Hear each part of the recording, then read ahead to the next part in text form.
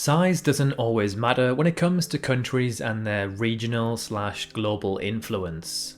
For example, there are some countries that are absolutely gigantic. Let's take the DR Congo as an example. It covers an area of over 2.3 million kilometers squared, which is roughly the same size as Western Europe. However, the DR Congo's global influence is far from dominant. It's an extremely poor, corrupt country with a relatively weak army. Whereas Western Europe is arguably one of the most powerful and richest regions on Earth. The DR Congo, although the 11th largest country on Earth, only has an economy size of 74 billion US. Travel some 10,000 kilometers east and you'll arrive in a country that is an unbelievable 3,100 times smaller, yet has an economy size some 7 times larger. Can you guess which country I'm referring to? It is no other than Singapore, one of the wealthiest countries on the planet. It's kind of crazy that Singapore has a GDP of 525 billion US, yet it only covers an area of 734 kilometers squared, with a population of just over 6 million. This gives the people of Singapore a GDP per capita of around 89,000 US, the 5th highest on Earth and the highest in Asia, according to the IMF. But how did this come to be? How is this absolutely tiny country found in a relatively poorish region so rich? Well, Singapore is found in a very strategic location and has a world-class port, in fact the second busiest on Earth.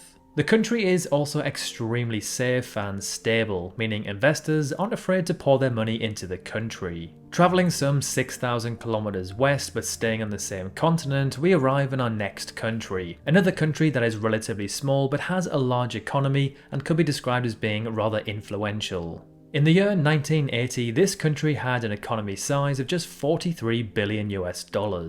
Today it is over 12 times that size, with a GDP of around 528 billion US.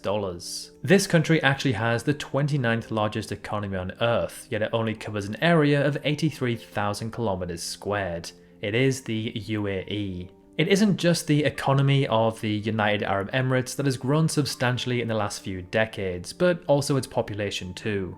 In 1980, its population was only around 1 million. Today it is around 11 million. Similar to Singapore, the UAE is a financial, business and technological hub.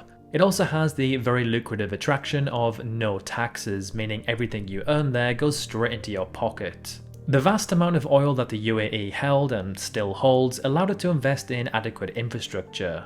This seemingly infinite money allowed it to plan and build some truly insane mega projects. The UAE, also like Singapore, is found in a very strategic place on the planet. It sits on the crossroads of Europe, Africa and Asia, hence why it is home to the second busiest airport on the planet. The political stability alongside extremely low crime rates makes the UAE a hub for major global events, as well as being a country that has a key role in regional politics and international diplomacy. Travelling just 2,000 kilometers west, we arrive in our next country. Again, another country within Asia, but this one stands out like a sore thumb. Any ideas which country I'm talking about? Well, it's perhaps one of the most controversial countries on Earth. A country that is absolutely tiny, yet is the topic of many conversations around the world. It is the only Jewish majority country on the planet. It is of course Israel. So at around 22,000 kilometers squared, Israel is the 148th largest country on Earth. It is just a tiny dot on a world map, yet it's a country that often makes global headlines. Well, let's talk about one thing that Israel has that the previous two countries don't. That's nuclear weapons. No one actually knows how many nuclear warheads Israel possesses. Sources suggest between 75 and 400, enough to completely wipe out most of the Middle East. Even though Israel is pretty small and only has a population of around 10 million, it has a very powerful military. In the Military Power Ranking Index, it ranks a very impressive 17th. This is mainly due to the country's strong investment in state-of-the-art equipment and innovation. The country also has compulsory military service, meaning most of the population is combat ready. But other than its technologically advanced military, Israel has a very strong economy. It's fair to say that Israel doesn't have too many friends in the region that it finds itself in. And although pretty small and found rather far away from its allies, it's still able to receive sizable donations in terms of weapons and cash to help fight its battles. Alright, next is a country that is nothing like Israel whatsoever. The country is found in Europe and is in fact the world's smallest country in terms of size and population. It is of course no other than Vatican City. So Vatican City has to be one of, if not the most unique countries on the planet. The country is found completely within the city of Rome. It covers an area of just 0.49 kilometers squared. That's around 7 times smaller than New York City's Central Park. So the country is absolutely tiny and has a population so low that the entire country could easily fit on an Airbus A380. So how does this country have such a global influence?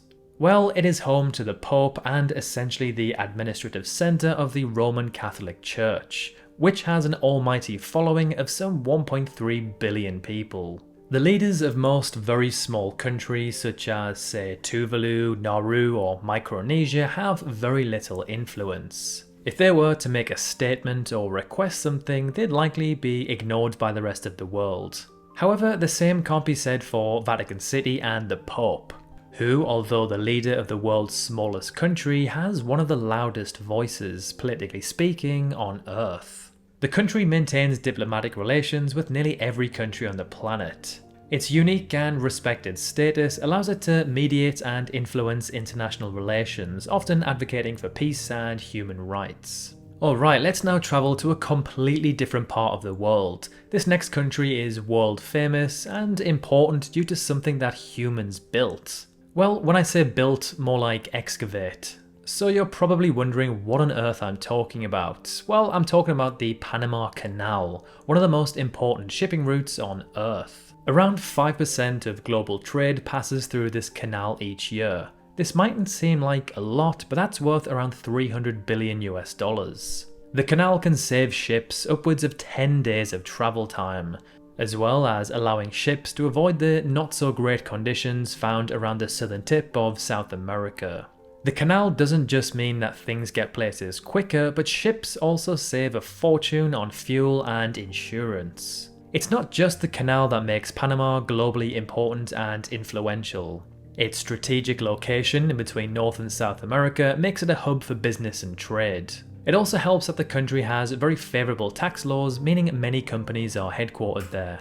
Due to its position, favourable tax laws and low fees, Panama is actually the country with the most registered vessels on Earth. Panama, alongside the Marshall Islands and Liberia, are known as countries that are flags of convenience, because ship owners can register their vessels abroad for a small fee to avoid taxes and labour laws in their home countries.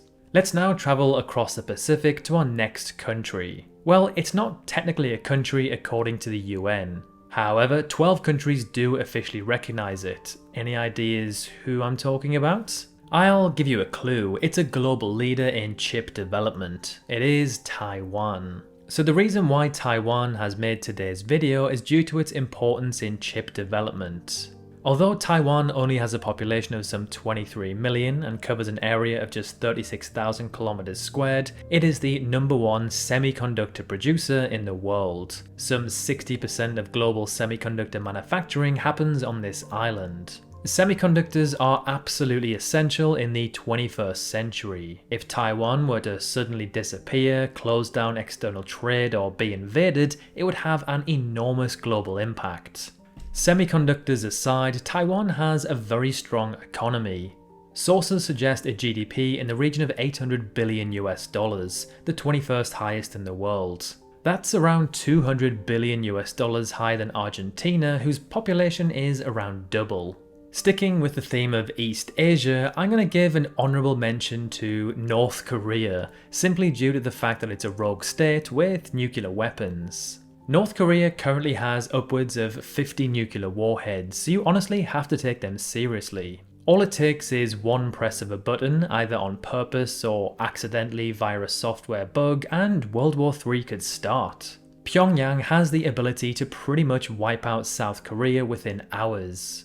And the fact that it is a hermit nation completely cut off from the rest of the world, no one knows just how serious their threats are. Take away their nuclear toys and the country would dissolve into a very uninfluential country. It doesn't really offer anything to the world of value and is in fact one of the poorest countries on the planet. Although the UK is a shadow of its former self in relation to the peaks of the British Empire, the country is still one of the most powerful and influential on Earth. At just under 250,000 kilometers squared, it is the largest country mentioned in today's video. The size ranks the country as the 78th largest, so certainly not the smallest on Earth, but definitely not the largest either. For reference, it is in fact some 70 times smaller than Russia.